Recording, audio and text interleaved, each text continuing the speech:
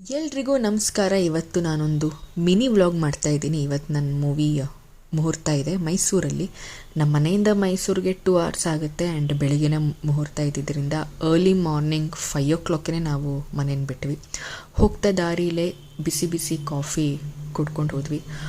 Reach ಆದಮೇಲೆ ನನ್ನ interviews and news ಚಾನಲ್ಸ್ಗೆ ನಾನು ಬೈಟ್ಸ್ ಕೊಡೋಕ್ಕೆಲ್ಲ ಶುರು ಮಾಡಿದೆ. ಆ್ಯಂಡ್ ಆಫ್ಟರ್ ದ್ಯಾಟ್ ಪ್ರೋಗ್ರಾಮ್ ಶುರುವಾಯಿತು. ನಮ್ಮ ಮೂವಿಗೆ ಫಸ್ಟ್ ಕ್ಲಾಪ್ ಮಾಡೋಕ್ಕೆ ಶ್ರೀ ಯದುವೀರ್ ಕೃಷ್ಣದತ್ತ ಚಾಮರಾಜ್ ಒಡೆಯರ್ ಅವರು ಬಂದಿದ್ದರು. ಅವರನ್ನ ನೋಡಿ ನನಗೆ ತುಂಬ ಖುಷಿ ಆಯಿತು.